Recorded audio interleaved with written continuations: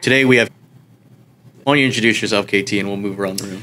Yeah, everybody knows me as KT. My name's Ken Taylor. I've been a strength and conditioning coach right around here for about 40-something years, old guy, and done a little bit of all of it. Strength and conditioning, opened and owned 3 or 4 different health clubs and gyms in town, had a world gym. I was part of the ownership at Hampton Hill Athletic Club. Been working back and forth with the University of South Carolina Athletic Department for probably 24 of the last 33 years. Had a break in the middle where I opened up a couple of clubs and was really kind of hot into the pursuit of that. And then they hired me back in 2004 to work with the men's golf program. So I do a lot of golf specificity. I do a lot of sport specificity. Mm-hmm. And we're going to get into that today. Yeah. I'm kind of excited about that, as you know, I ran bodybuilding in the state for probably 25 years as a state chairman and a national judge and a national promoter. Did 4 ESPN productions with bodybuilding that were real successful, and had a decent competition tour too. I probably competed for 10 years. Yeah. just decent. Yeah. I probably should have said, let's introduce the co-host first before the giant resume that we got. Sorry. Hey, that's it's okay. Right. No, the older I get, the better I was. I was going to say 100%. You got to bring it out every time you talk about it. If it had been anybody else, I'd have probably been a little bit pissed. But this guy right here, KT and I, my name's Rob Thames, and KT and I go back a long ways. We probably started training together in 1982, something like that. Mm-hmm. And a couple of years later, KT won the state here in South Carolina. Then we both moved to Atlanta thinking we need a bigger market. Right. And we found out that this little state of South Carolina had a lot better studs in it than Atlanta and the Atlanta metro area. It is crazy how this is like the capital of strength. Oh, my gosh. You got Donnie Thompson right there. Think about the guys like Lee Haney. Yeah. I mean, how many times did he win the Olympics? Yeah. Now just once or twice. North Carolina's going to claim Lee Haney every single time. So you can't just bring that up. Hey, look, he's a Spartanburg boy through and through. He sure was. But, we kind of had parallel paths. Yes. We stopped training together, and I moved to Atlanta first. You moved to Atlanta right after that, came back here to go to USC and get your degree. Right. And I stayed over there in the fitness industry. And now that part of Atlanta was different than South Carolina. We had some little small places that were franchise type places that had good crowds and decent memberships. But when I got over there, I got mixed up with the probably shouldn't put it that way. It sounds a little gangster. But I got hooked up with American Fitness Centers. Right.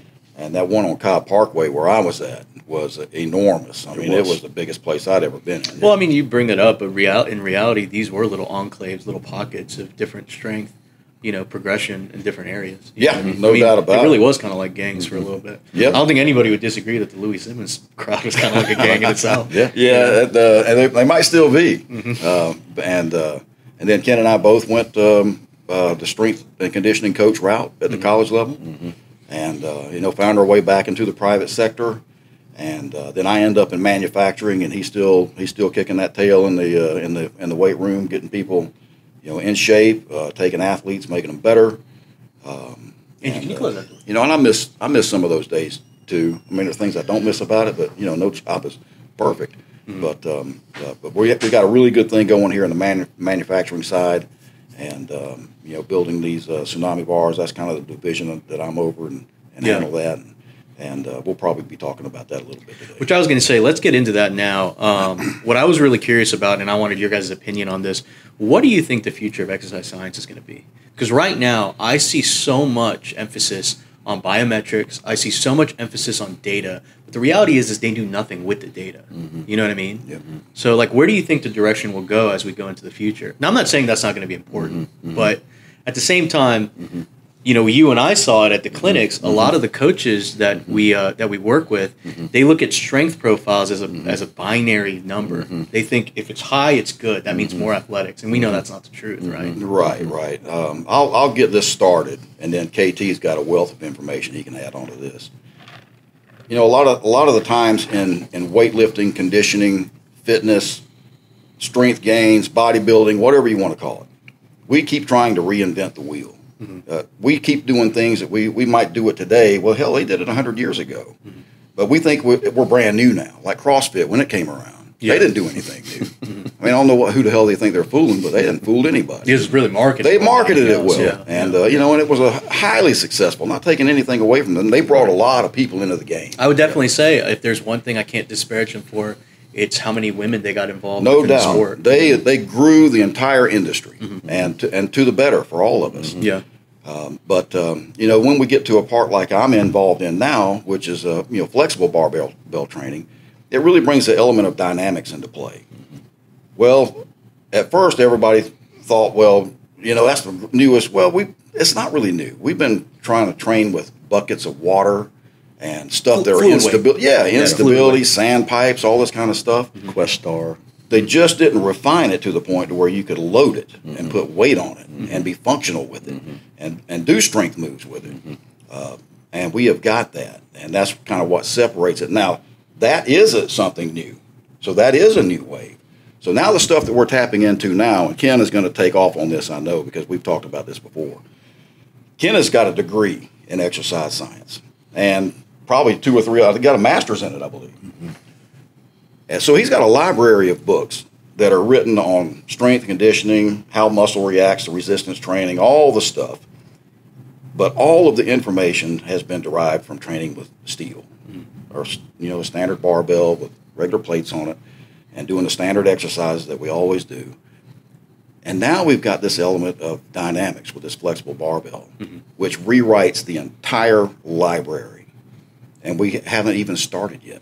And you know what's crazy about that? Again, today when I was having that conversation with George, it's crazy because it's golf, right? And so it's kind of farther away from what we're talking about as strength, but the basic principles are still the same. He was talking about how when people had wooden golf clubs, they would train differently, right? That was because they had to.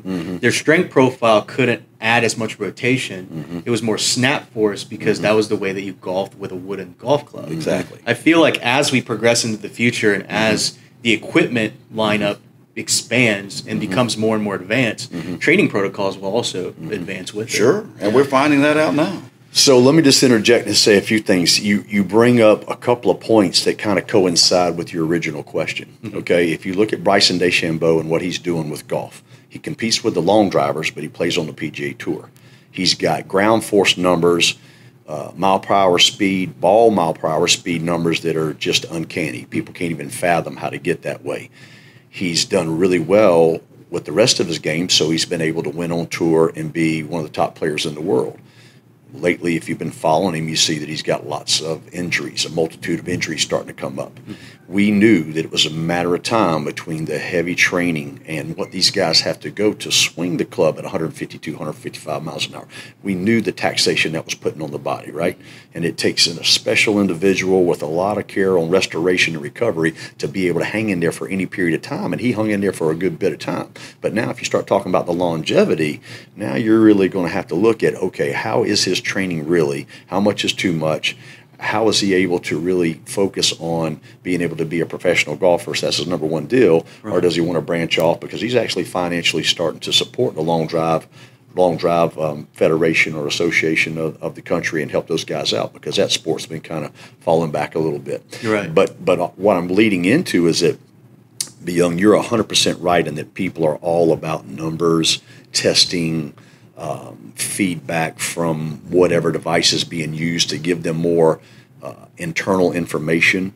But at the end of the day, and I hate to say that, but at the end of the day, we have to understand that we move with our bodies. Yeah. And so the body is still going to be the ultimate weapon. The body still has to be programmed in a way that the movement is what you need it to do at the time you need it to do and can produce what you need it to produce. And just to generalize for everybody, although we're specifically speaking about golf, the principles are still the same in any impact-related sport. I think we all know, like, baseball is a good one, tennis is another good one. Right. It just lights up parts of your body that just really can't recover in time, right? And then eventually that wear and tear will lead to injuries. And look at last week's seminar, okay? It was mainly for high school football strength coaches and head football coaches, and we were talking about the weaknesses in the posterior chain.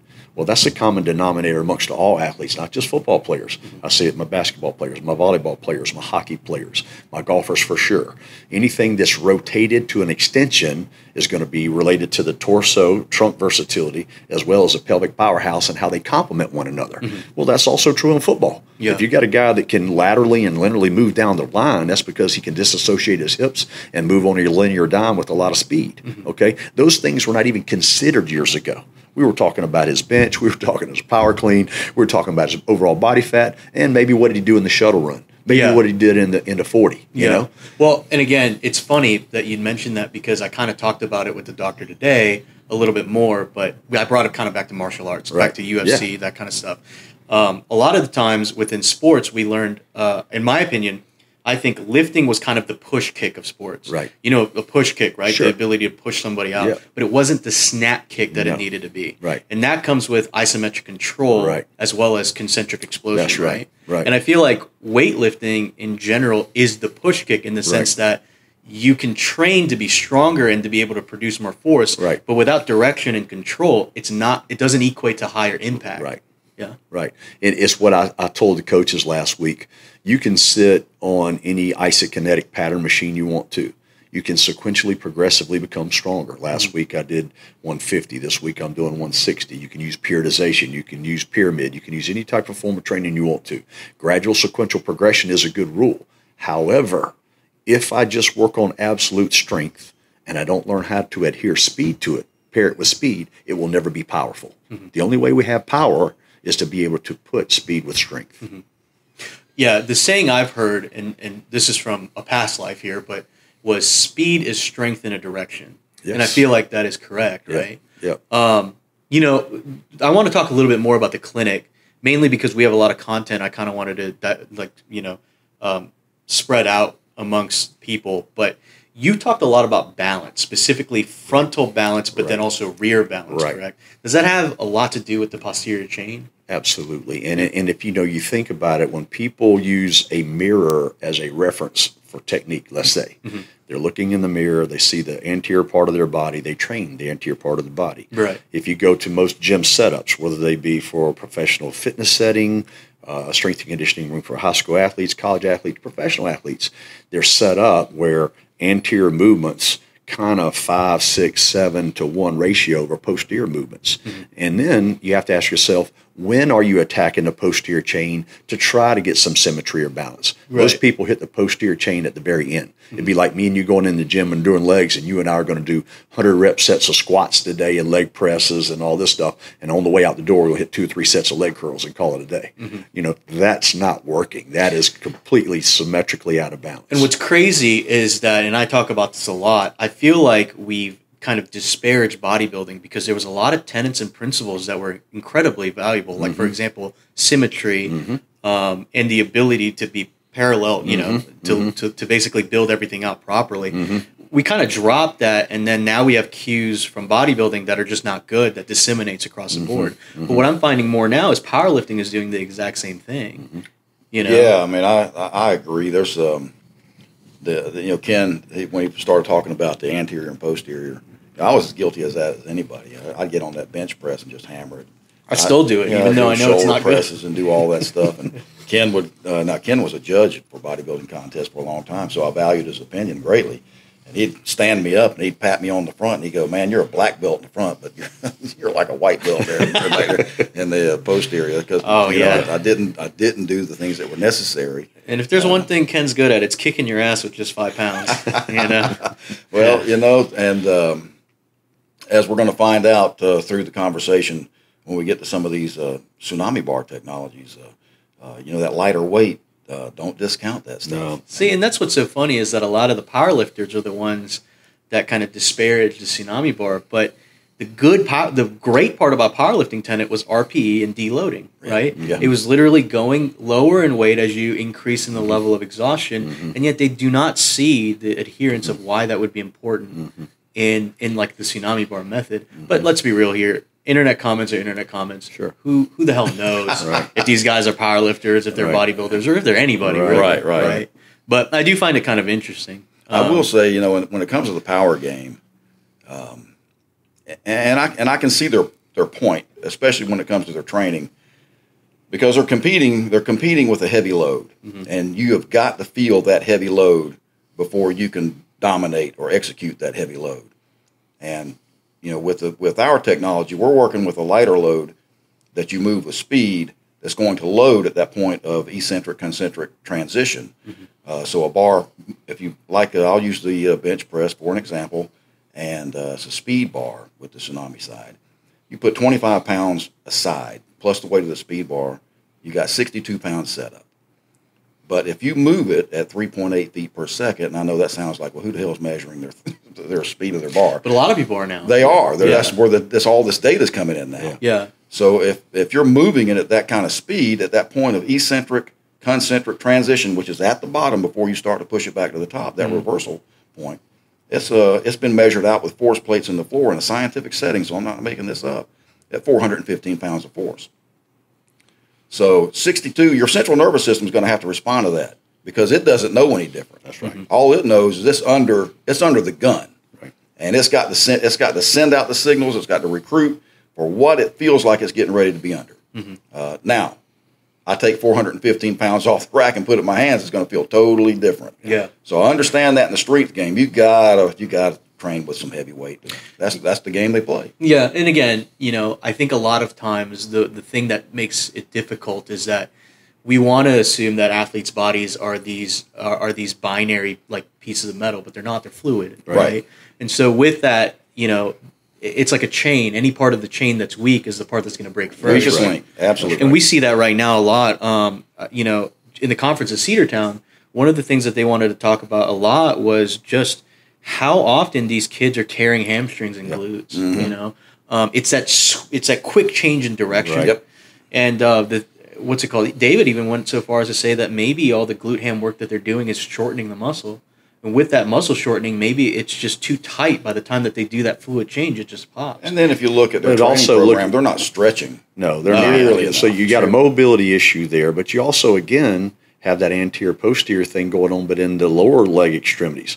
The amount of quad movements that are out there in most gyms compared to the amount of hamstring movements or leg bicep movements, 5 to 1, 6 to 1, 7 to 1s. Okay, I did sleds today, but I pushed them forward. Quads was my mover, hamstrings was my stabilizer. I went over, I did box jumps. Quads was my mover, hams were my stabilizer. I did do some squat to a press. Quads was my mover, hams were my stabilizer. By the time you get to 40 minutes of intense training like that, the quadriceps have had so much work, the leg biceps have just been in the stabilization role. Right. So when you're going to put them into the mover role, well, you might have to do reverse sleds where you're pulling back on them. So now my hamstrings are trying to be the mover, my quad's a stabilizer. You got to reverse the role sometime if you want to have some evenness of symmetry. And it's now become a syndrome. There's what's called lower body cross syndrome now that people have dissected and said, man, we got problems here. We thought it was sciatica. We thought it was something going on with our psoas. Well, it's all of the above. Because there's so many lower extremities imbalances, now you're starting to feel it in different parts of your pelvic girdle or your lower back or whatever. It could be you're feeling it in your QLs. Your quadriceps lumborum, your lower back's killing you. And it's got nothing to do with your lower back, but it's how the chain has been disrupted in the weak link, to go to your point. See, it's funny. I kind of developed a theory today. And we talked about this before. We talked about how if you look at like powerlifting training footage from like the Soviet era, they always generalize first, they specialize later, right? What I'm starting to find, especially with that conversation that I had with George about golf, right? As sports progress, as equipment gets better, what ends up happening is that the people who've been doing this for 50 plus years go, something's wrong. You're not doing the bare bones basic. But the problem is that now that that specific equipment pieces evolve so rapidly, they don't go back and do the baseline stuff that they did when they didn't have that equipment. You see, that was one of the biggest benefits for me. One of my biggest gifts was that I was not given a power rack. I had to work up to a power rack, so I did a ton of plyometrics and stuff like that as I did it.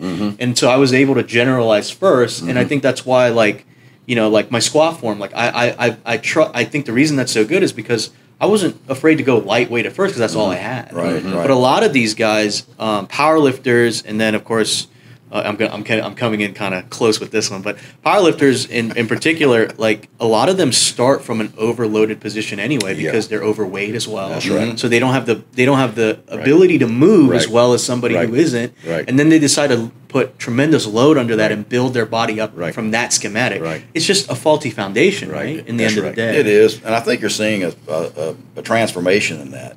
And I know some of the power guys are going to really get ticked at me for saying, or even putting the same name in the sentence, but the strongman field. Yeah, I mean, these guys are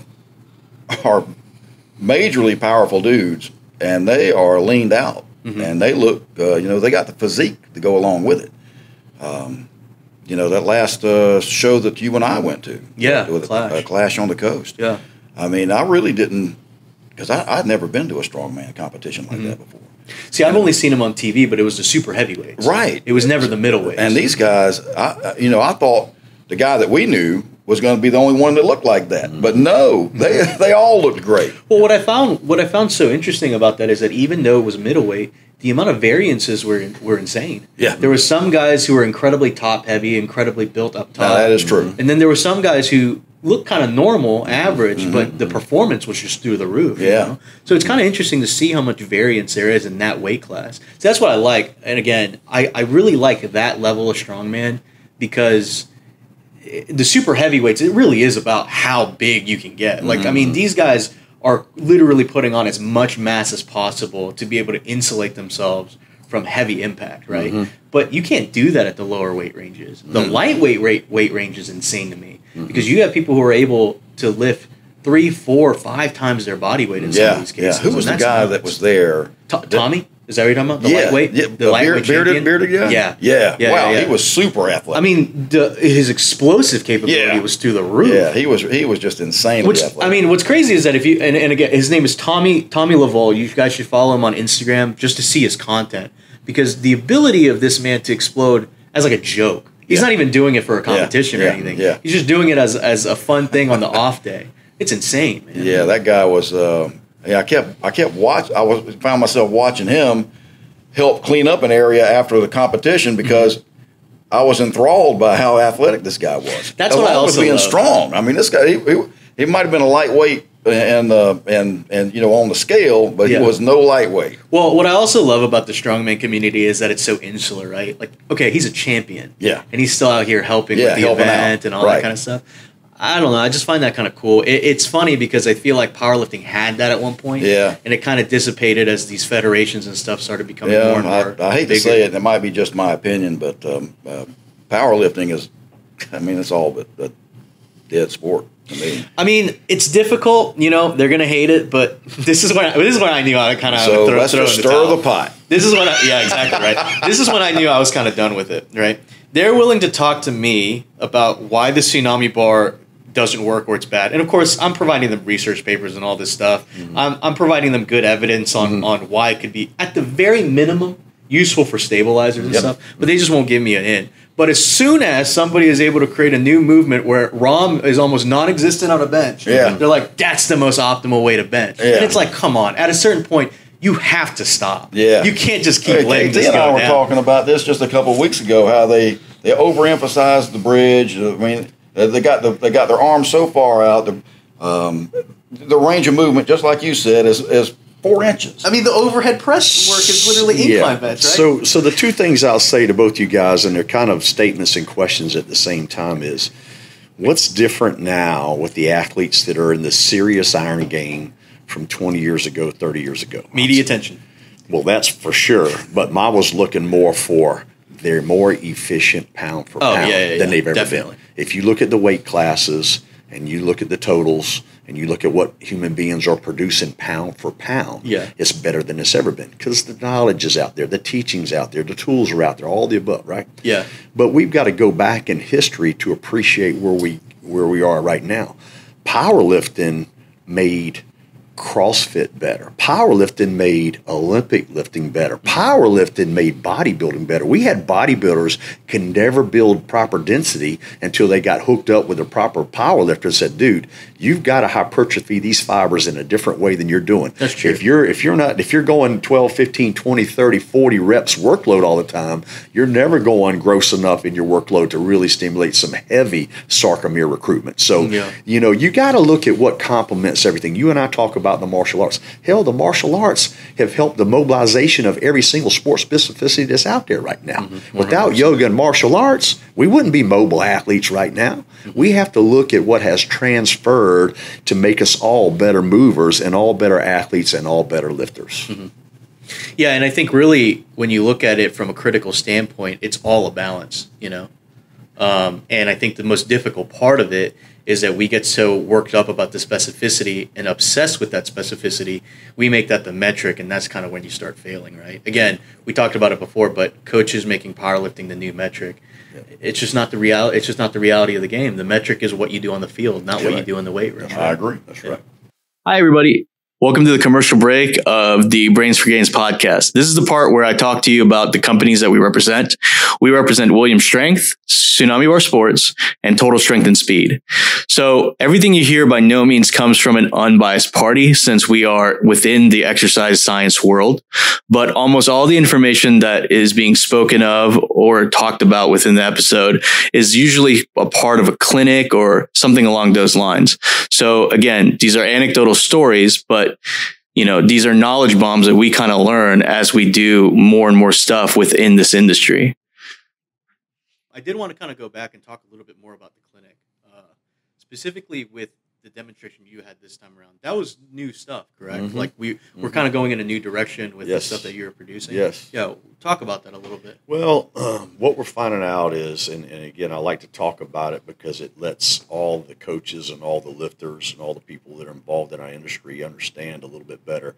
It wasn't that long ago that they came out with really determining genetically what our speed windows were, because we're talking about speed when we're developing our fast twitch muscle fibers. So as you talk about, do you really have the kick? Do you really have the explosion? Where that comes from? What ages are you developing that? And then how can it be manifested through the adulthood or through the career of a particular athlete, right? And not to interrupt, but is that correlated with your height window as well? When your muscles start lengthening, what is that correlated with? It's more the genetic patterns of the actual muscle structure itself.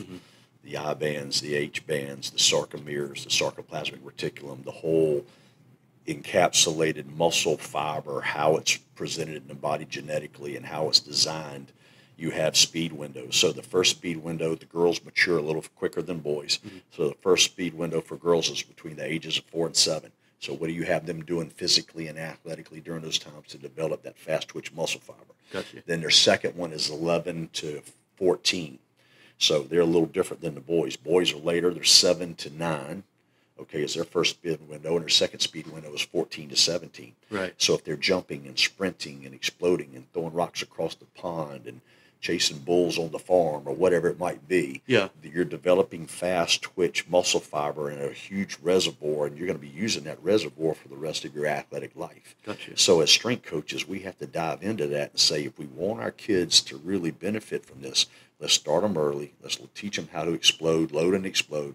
Teach them how to decelerate and accelerate. All of a sudden now the muscles start to understand that language very early in life. Contrary to what we've been dealing with powerlifting, bodybuilding all this year, is we just start training. We don't really know if we're working fast oxidative glycidic, which are the gray muscle fibers, or fast glycidic, which are the ones we kind of built when we were young, or just slow oxidative because we're training so slow. I mean, again, I'm going to give you good news, bad news on my powerlifter. I had a powerlifter that I trained with for a while that taught me so much about deeper rotation on the bench to be able to get an unbelievable punch off the bottom just from using C-bar and real slow 10-second eccentric training, that kind of stuff. But then I trained with a powerlifter one time when we were squat, and literally the squat workout would take somewhere close between 2.5 and 3 hours. It was so much of a slow oxidative bout that I never really generated any fast twitch unless we just did a short set with a maximum workload. So you kind of got to understand the muscle fiber and how it's trained a little bit more. Otherwise, you come in with your kids, and let's say I'm looking at 50, 60 football players like we were at West Point. Okay, how many of those 60 players, Robbie and B. Young, are loaded up with fast twitch? Well, the truth be told, some of them probably a little bit, but for the majority of them, they have majority of FOG muscle fibers. They're gray muscle fibers. They take on the characteristics of how you train them. And so if you want to make them look more fast twitch, you have to train them in such a way. But if you want to make cross-country runners out of them, you can train them that way as well and be more slow oxidative. Now, with FOG muscles, Yes. Is there a specific amount that everybody has, I'm assuming? Everybody's different. Every single body, just like you and ours, fingerprint is different. Yeah, everybody has a different amount. Gotcha. Okay. Now, again, what was the persuasion when they were building the main fast twitch, fast glycidic muscle fibers when they were young and in their speed windows?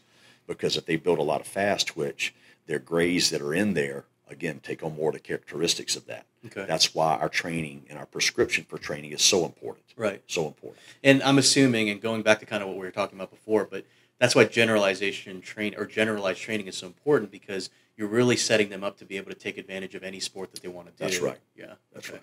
Gotcha. And again, so, you know, I really appreciate going back to CrossFit and kind of bringing functional training into play where people are looking at a body and its total chain more. I appreciate that. I wish their techniques were a lot better. I wish some of the moves that they judge themselves on would be taken out. Muscle ups is absolutely shoulder impingement ready to happen anytime. Right. Okay, yeah. But I will thank them for the functionality and the emphasis on functionality. But let's not kick Arthur Jones and knowledge training to the side completely. I mean, whether you're Body Masters or Life Fitness or Icarian or Streamline or whoever you are, Strive Equipment, they all have things that we can benefit from. You just have to use it in the right prescription in accordance with everything else that we're using. Right. Man, talk about a legend, Arthur Jones. Yeah. It's funny because, again, going back to the martial arts world for a second here, how many crackpot martial artists did we see like in the past? And then it's like, you know, Arthur Jones, the Colorado experiment, so much weird stuff with that route. I mean, for anybody, for the audience members, look up Arthur Jones, just read his Wikipedia page and just go. I think there's a section literally called Pets. Right. Just go buck wild on that. Right. Literally Batman villain level stuff that he was doing. Well, you know, let's go back to that time because we're talking about 73 or 4, probably right in there. And martial arts was some chop suey shit back then, baby. Oh, dude. People were flying over lakes with sidekicks and all that kind of stuff, and people looked at it like, man, you talking about cultish, you talking about out there. If you did martial arts back then, they looked at you like you were the biggest weirdo in the world.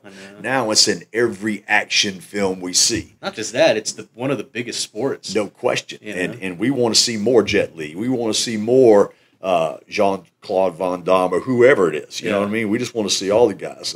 Jason Statham was one I was really thinking about. You know, the reason why he's as good an actor as he is because they keep putting him in flicks where he's got to do a lot of martial arts. I'm glad you brought that up. Jean-Claude Van Damme. Talk about a man who cared about balance. Yes. And look at the way he looks now and what he's still able to do to this day. Yes. Nuts. Yeah. Nuts. Yeah. It's one of the only ones that I think still it looks pretty much the exact same in the movies. I mean, he looks a little older, obviously, but still built really well. Well, I wish that Bruce Lee had not died so young because I think we'd have seen a phenomenon for many, many decades because he really, you talking about fast twitch explosion, you talking about pound for pound at 137 pounds, producing more power and strength and speed than anybody I've ever seen before. Yeah. And he had flexibility, mobility on top of it back then. Yeah. And again, you know, it's kind of heartbreaking because we always keep coming back to the point of, you know, there were so many people who had these levels that they strive for, and then all that gets kind of taken apart, and now it's the little things the bad things that gets prescribed into the future, and I don't know, it just kind of sucks. Well, you know, Bruce Lee was using, if you watch the film on him, some of his documentaries, he had a TENS unit on him when he was writing the script out for Fist of Fury. Mm-hmm. I mean, he's sitting there getting muscle impedance work in the late 60s, early 70s while he's writing out a script. Yeah. I mean, people, you know, saw a TENS unit 15, 20 years ago in an athletic training room like, oh, man, this is the coolest thing ever. It's already been around forever. Mm-hmm. You know, we have to look back at the people that paved the way for where we are right now. I love being around the older dudes, and I'm old. I love being around the older dudes. I spent a year and a half ago, I spent some time with Al Vermeil. People might not know who that is. Al Vermeil is the older brother of Dick Vermeil, who just got inducted into the Super Bowl the NFL Hall of Fame during the Super Bowl this year, when he won the Super Bowl with Philadelphia. Alvermill was one of the first strength and conditioning professionals in this country. He taught me a shoulder strength complex that I still use today. Mm-hmm. We have to take this great expertise from people that have done it with great experience for many years and learn from it. Yeah. Yeah, I think there's a lot of nuances that we lose by just kind of looking back at it as if it was, because a lot of the times I think what happens is that we move forward so quickly and the standard rises so much that we kind of depreciate what got us there. Right. I think that's happening to bodybuilding right now. Yes. And it sucks. Yes. Like bodybuilding right now, even though obviously symmetry is a big category of it, I mean, it became a mass monster sport, right? You know? And even in my last couple of years competing, and I'll just share this, and this is probably, people might not need to know this or whatever, but I'm a pretty much, let it all out there. I'm not ashamed of anything that the I've best done. reward of age is you can be an open book. Well, that's it. And I did my years of steroid usage, and I had 3 of the best internal medicine doctors working with me, and I would not be the strength coach that I am had I not gone to the depths that I went with that. Because, when you have positive nitrogen balance and you get to the levels that I were, you do some incredible things that I still never see today. Mm-hmm. So you learn from that and you make note. Was it the right thing to do? Well, it was what my competition was doing. All we've ever wanted, all of us, is an even playing field. Mm-hmm. And there are very few even playing fields anymore. But to get back to what you learn from those kind of things is we have to take the knowledge that we have learned through history. But I like the data that you're talking about. I like being able to see the results that we're talking about. But that's not the end-all, be-all. Yeah. We have to have a balance between all those things. Think about how many formulas Byung are way out of whack. We still use the ideal weight chart. We still use BMI, right? We still do heart rate monitors where 220 minus your age is your maximum heart rate. Right. Although we have Olympic rowers that blow that theory completely out of water. Mm-hmm. So some things definitely need to be updated, but let's take the best of the best from our past and be able to infiltrate that into a synergetic effect of what we do now. Yeah. It's crazy, just going kind of back to like the steroid usage and stuff. Terry Rady, which is he was the middleweight strongman champion. He had a whole dissection about that and kind of how that's what he needed to get to where he was. Mm-hmm. But the reality is that most people are not built to be able to handle the psychological side effects of getting off of it. Mm-hmm. That's another person that's worthwhile to follow. Look at his content. He's kind of the ghoul of strongman a little bit too, because he's kind of the old guard. He likes to talk shit, but also he kind of back it up. So, but great info. Like if you just want somebody who has a very, very I think it's on his Instagram story, a kind of a testimony as far as should I do that? Should I go into that? Right. It's a good little diagnostic to kind of watch because he really does outline if this is exactly what you want, then go for it. But if it's not, you just got to be careful with it. Well, look at the problems that when it comes to the decisions of that kind of stuff. Let's take baseball, for example. Mm-hmm. Every year when they say who's going to be inducted into the Hall of Fame, Sosa comes up, Mark McGwire comes up, Barry Bonds come up. We know sitting in this room that those guys deserve to be in the Hall of Fame. Mm-hmm. But they got this big black ball over them that says no way because it was skewed. Right, the asterisk. Right. But truth be told, the commissioner knew that was going on. But the 100%. Ticket sales were out the yang. The most home runs hit ever. People were loving it, buying tickets, whatever. Mm-hmm. Who's going to share in the responsibility and accountability of something like that? Are you going to put it all on the athlete that was just doing what the other athletes did?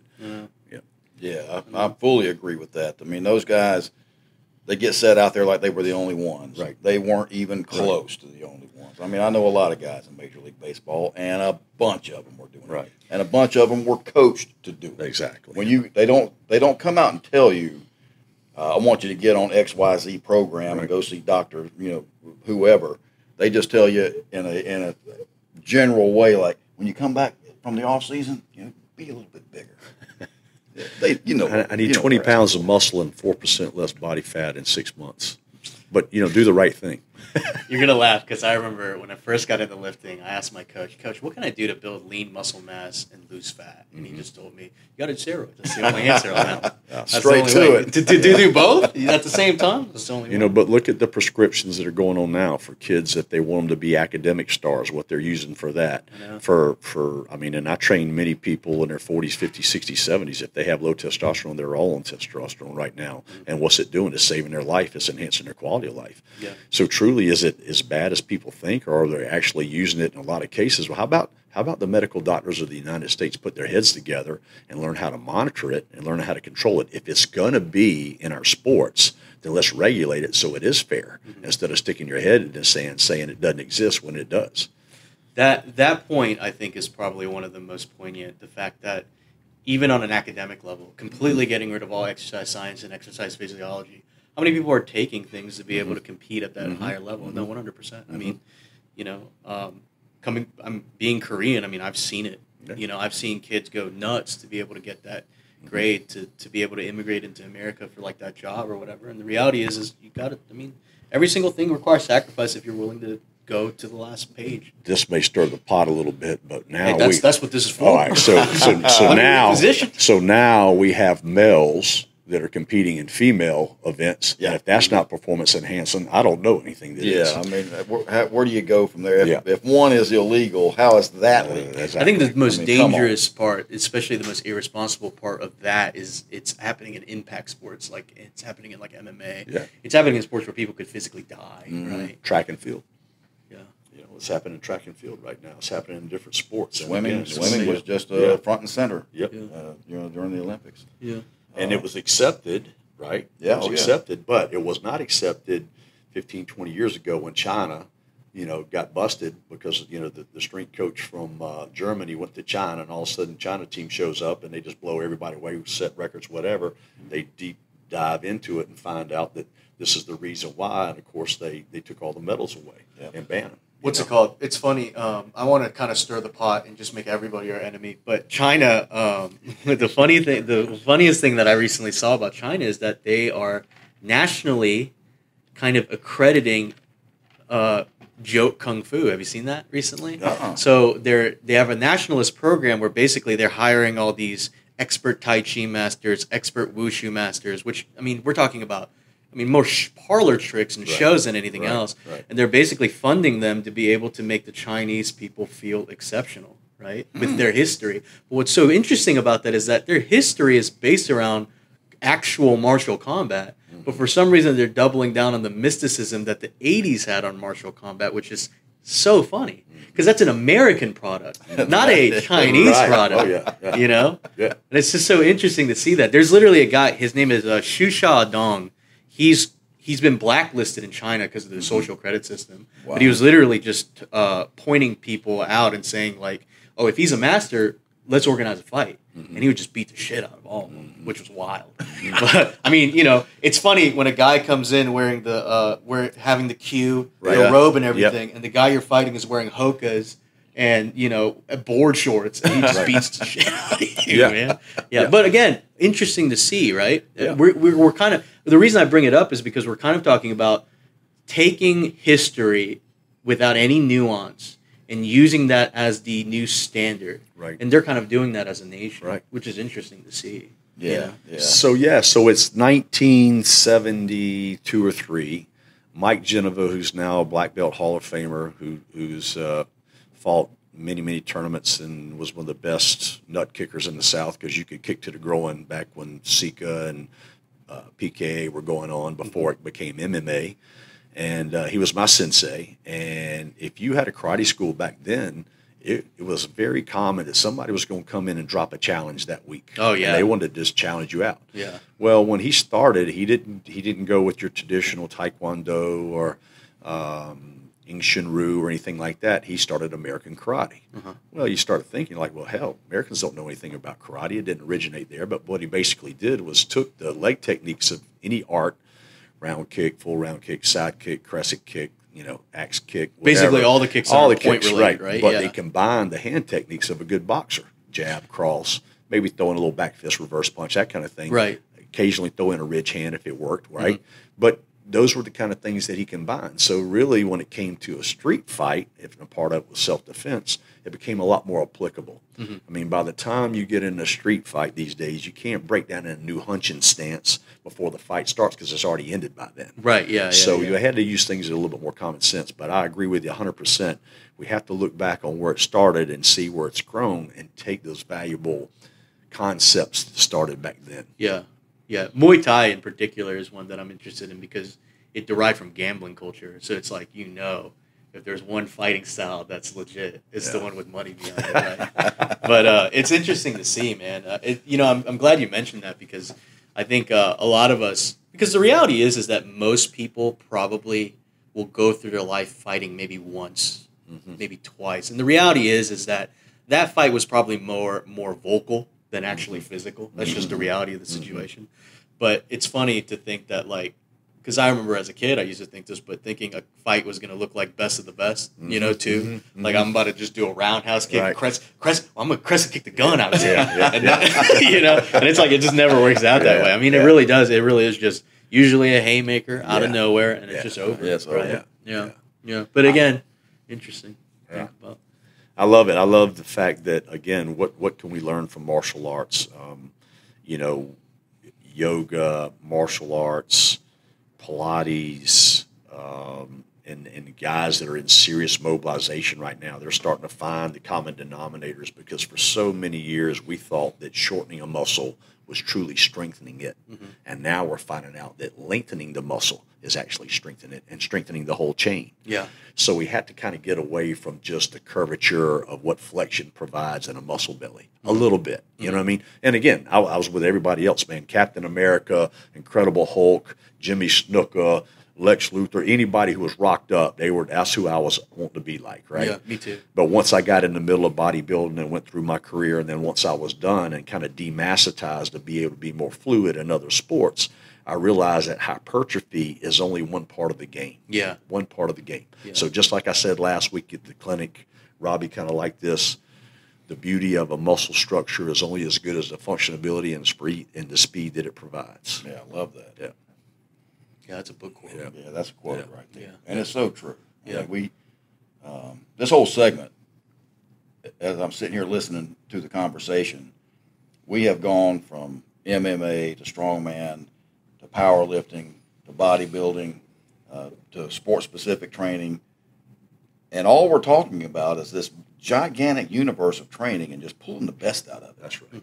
So we can use our knowledge, which we had none back in our day. Exactly. I mean, we went off of the Muscle and Fantasy magazine, and whatever they posted, we were going to try it. That was the best. And then, the best era. It's like, oh, this is what Lee Haney does. Absolutely. 100%. And then if whatever they prescribed, if we got to that, then he'd be standing behind me. I'd go, I got to my reps, and you're not done yet. Right. You're going to keep going until the ass hits the ground. Yeah. And it's funny too because this is kind of a closing thought on all that, but look at all the stuff that we just mentioned, right? Like you said, all the things. Yeah. And it's like the reason what upsets me is that with like bodybuilding and traditional powerlifting, stuff like that, is that how can you say you have all the answers when we've already listed maybe 8 different disciplines that all have value within the sport that is like, being able to move a body. Bingo. And not to mention also, I mean, I brought up that point at the clinic, but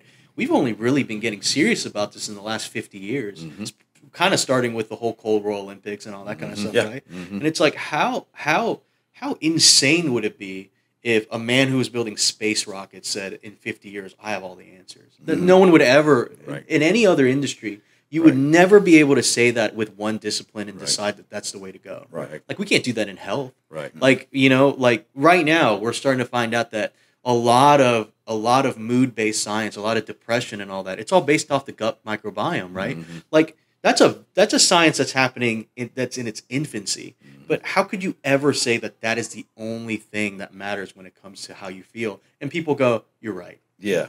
People got to take the blinders off. Yeah. And then to make that full circle, that comes right back to the Tsunami Bar, especially in the beginning when everybody had their blinders on. Because they could, first of all, they had no idea what they were even looking at. Yeah. So they would form an opinion, mostly an incorrect one, about what was happening, what was going to happen, and what they could do with the bar in the future to make whatever they're doing better. Yeah. And so you got to take the blinders off. To their defense, I would say that we also kind of had our blinders on as well, because being the stubborn sons of bitches that we are, we legitimately were saying, like, what you're doing, no, this is the future. This is the way you do it. Yeah, this is going to replace everything. And I mean, that kind of, we do that, it's going to upset a few people. But the reality is that what I found is that if you're somebody who cares about performance seriously, you don't give a shit what the optics are. That's right. You go down every route to make sure that you have the best performance you could possibly have. Right. Absolutely. Right. I mean, if I told KT he's an avid golfer, scratch golfer at that, so he knows what he's doing. But I told him you got to use this set of clubs, this ball, this glove. That's putting the blinders on. He's going to use whatever he needs to use to be able to execute the game the way he wants to execute it. To match his swing, to match how he performs out there. Yeah. You do the same thing, I do the same thing. But it goes that way with every sport. Yeah. And the whole conversation, if anybody takes anything away from it, is you got to be open-minded. Be open-minded. And learn from all the stuff that's out there in front of you. Don't discount anything just because you might not have agreed with it, or it looks stupid, or whatever your excuse may be. Be open-minded. The future is always going to end up being changed, right? And so with that in mind, you at least have to be open-minded enough to adapt if that happens. That's been my whole life. Yeah. My whole life has been I meet adversity and I'm going to adjust and change, and I'm going to move forward. I'm not going to let anything stop me in anything that I do. And it's all because I have an ability to adapt and figure it out. You got to figure it out on the fly. Get in the lab and develop a better kinesthetic sense. Let your body teach you, because it will.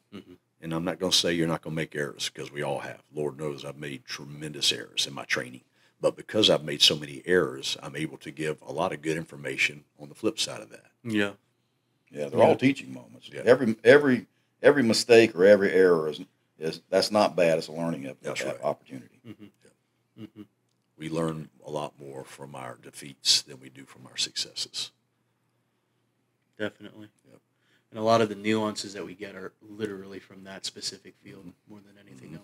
I talked a lot at West Point about how sometimes technique is being superseded by motivation a little bit, and that really bothers me, because I think that for the amount of time that you allocate toward training, you want the maximum amount of efficiency out of that. Now, my counterpoint to that is this. How much of weightlifting and its advantage is how that kid feels on the field. Like those kids, and we've seen it all the time in the football like weight room. They'll get a new max, the dirtiest max you could possibly imagine, right? But that sense of elation translates to the field, correct? Right. So how much, because that's always been my theory, and this is something I bat around with Av a lot, is weightlifting's inherent benefit the fact that these kids are stronger, or is it both that they're stronger but also feel that they're achieving something, which then helps them progress, basically rallying their emotion for That's victory. A great point. I see the videos all the time of some kid getting ready to do a squat PR. Right. And the whole team is rallied around this one rack. West Point loves doing that. And, they put on a whole night show for their max night. And kid gets under the bar. The team is going crazy. Spotters help him get it off the bar. He walks it back a couple of feet, and he goes down on a quarter squat and comes back up, and the place goes nuts. So, did he squat? Yeah. Hell no, he didn't. I mean, we see that all the time. We see a power clean max that's really just a muscle clean max. We see that across the board all the time. But again, and again, you bring it up too. Yeah. If that's a small piece, not the majority of training, is that okay? Yeah, I'm thinking more on the day-to-day process. I'm not talking about max testing or whatever. I think you got to hit those parameters mentally and physically in order to get that psyche where you need it to be. Right. Because we know there is nothing more dangerous than an athlete that's confident. Okay, because confidence is everything, right? It is in my sport now. It was in martial arts. I mean, I can't tell you how many times I'd step in the ring, guy was 6'3", next guy was 6'4". If I won that fight, next guy was seen to be 6'5". I'm like, good God.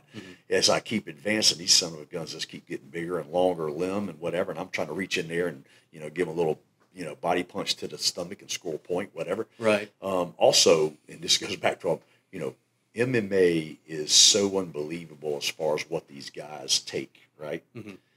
But remember where it came from. It came from point fighting. And then if you made it through and you were fighting for the grand championship and you had 3 referees and a guy hits you with a right cross and snaps your head back and 2 of the 3 judges said no see, no see, you were going to make damn sure that they saw the next one. You know what I mean? So semi-contact became full contact, became MMA. Which we saw. It went literally from Olympic point fighting to pancrest and things like that where they're open-handed, open-hand strikes. And then it went straight into what we have now, which is full body, whatever style. And I didn't want to run off on that necessarily, but it goes back to the confidence thing. An athlete has to develop confidence. He has to develop seeing himself doing it or herself doing it before they do it. Yeah. So it becomes a deja vu moment. When it actually happens, you've already seen it in your mind and you're comfortable. If it doesn't happen, you're rigid, you're spasmodic, and you're tight, and you're inhibited. Which nothing feels better than going under that max, and it's about a RP 8. You're like, ooh, that was easy. Well, and then you overshoot, like if you're me, if you're stupid. Well, but and it depends kind of where the school you came from. I mean, when I really didn't have a gym when I first started out. In high school, we didn't even have weight training equipment. You just played. And once I was out of high school, my first bar was a piece of rebar with an aluminum sleeve over it, and those plastic and cased cement with the little tiny holes in them. That's what I had. That's what I had to work with. Now I'd lay on the floor and I'd bench with it and curl with it and do the basics, and so it developed a little bit of a foundation. And then I met these guys. Yeah. And I got in the gym, and all of a sudden, I'm getting under a bar on a rack. And, I walked in the gym, I benched 250. I couldn't squat 250. And as I developed and moved along, that partial squat was not accepted in Maximus Gym where I cut my teeth. Yeah. I mean, if you were either going to get the lift halfway, which is all the way down and not come back up, or you're going to get it all.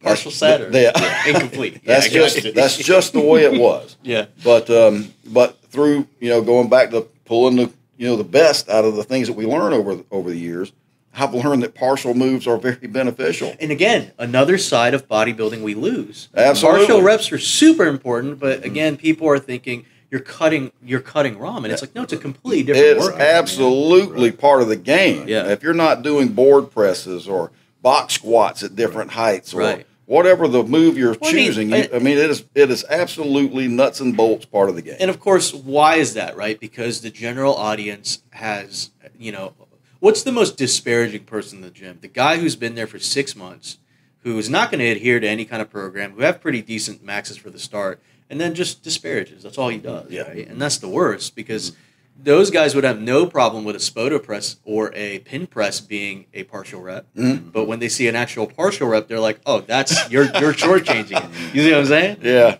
And again, going back to what we were talking about earlier with the coaches, what I don't think I realized until I started doing these clinics was just how many students a coach is responsible for and how impossible it is to make sure that every single one of those kids are on point. Yeah, especially at the high school level. They just don't have the budget for it. Right. And but I'll go back to KT's point. Even though, full range of motion, fantastic. Partial movements, fantastic. The technique still has to be proficient.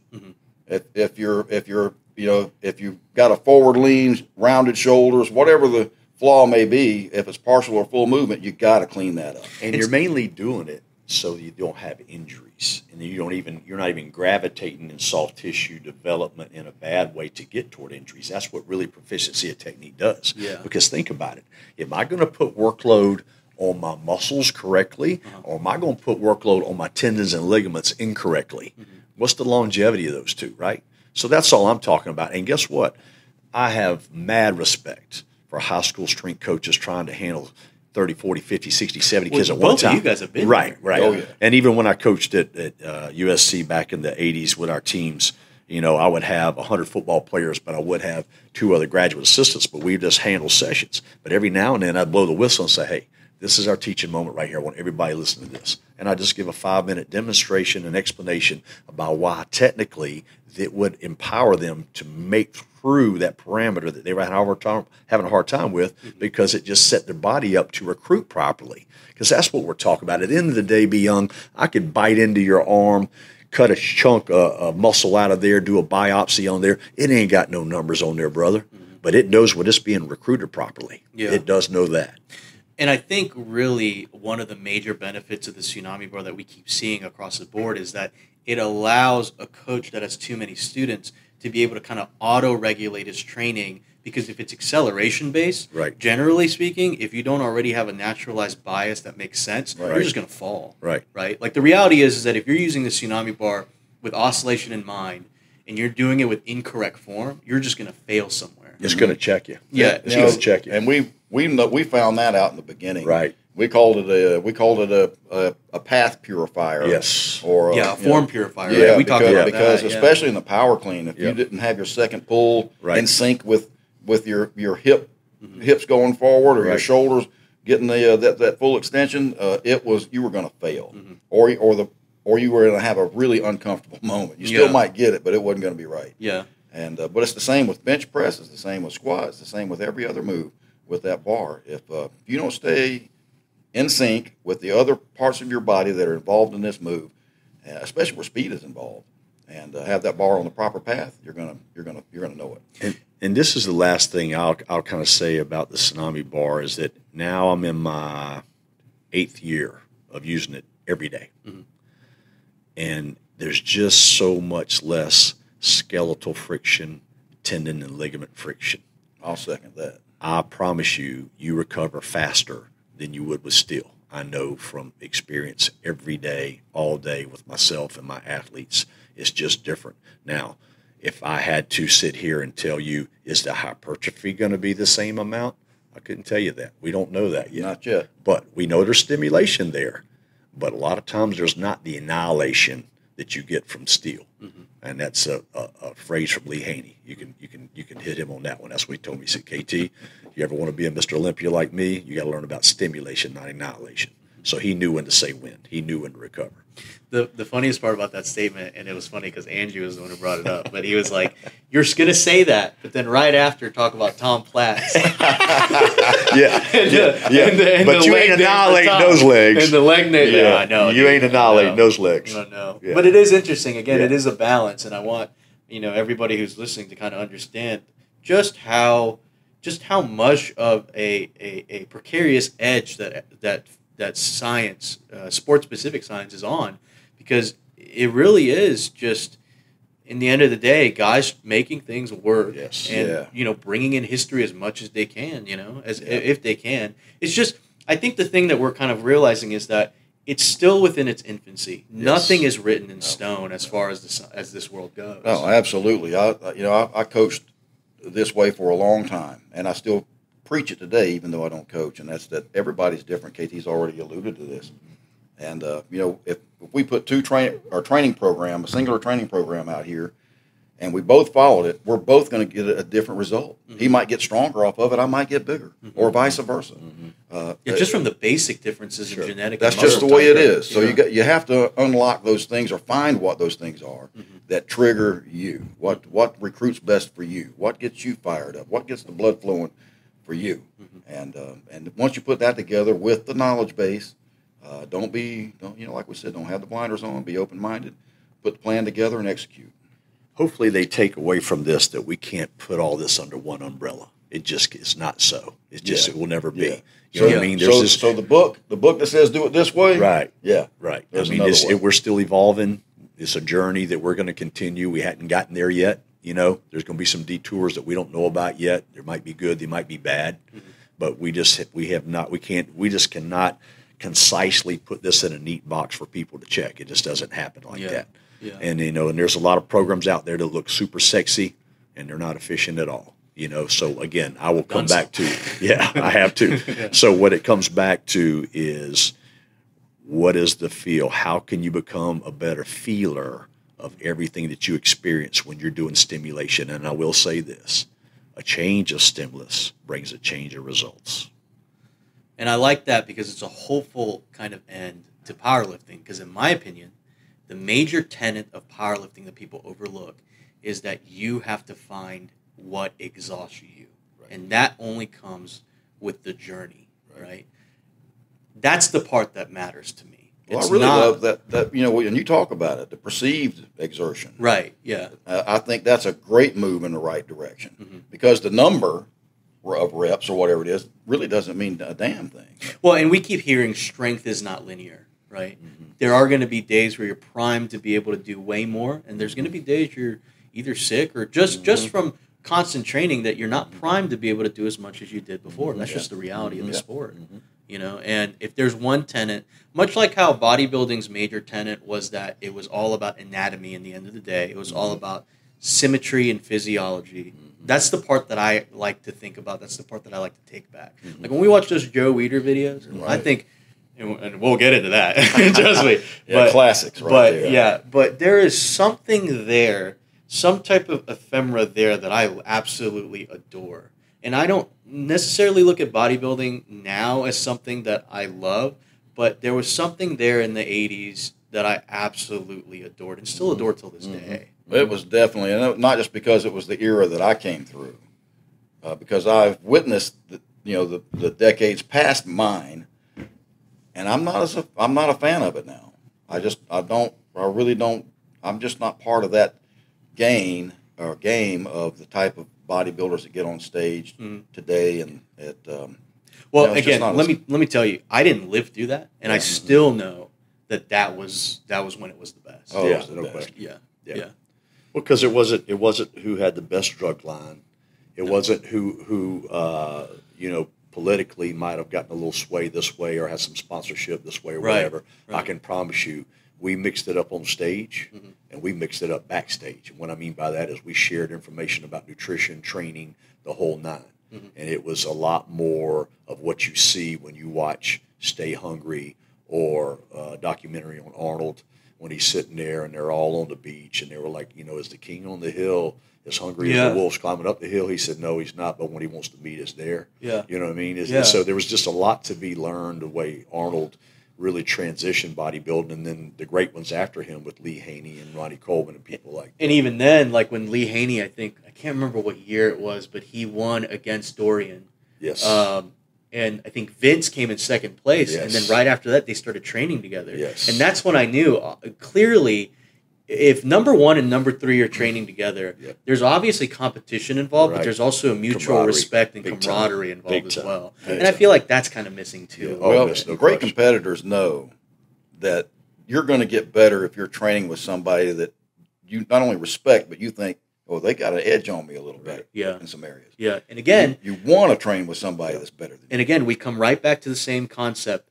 If you care about your performance, you do not care what the optics are. No. You will do anything or travel down any path you need to be able to become stronger and more able. Yeah, We'll worry about that when the judges decide at the end. Yeah. I never would take on a training partner if he wasn't better than me in at least one aspect. Could be like with Robbie. Robbie and David Nichols and I were training partners at Maximus. Okay, Robbie's shoulder strength blew my shit away. David Nichols' overall strength blew my shit away. But my genetics and my balance would kind of beat those guys, and I was a little taller, and my muscle structure was longer, so I knew that my top end might be better than their top end, right? So you're competing, but we loved each other, and we pushed each other beyond parameters that you could ever want to do because you knew they had your back, and you knew they had a sincere care about who you were. So we were tight brothers, and that, I'll tell you, when you think you're going to let your brother down and you up under that squat rack and you're only about 70% into where you need to be, that's where that extra 30% comes from. Yeah. I do not want to disappoint these guys. That's why sometimes I tell Andrew to go home when we work out. I'm like, hey, I'm not feeling it today. Hey, get out of here, man. I'm going to take it a little easier today. You know? Ken is so right. Those were classic days. I'll never forget them. Yeah, and again, it's going to be interesting because that's definitely going to be its own episode. But for now, believe me, we got some stories. Oh yeah, I'm excited about that. I'm excited about that.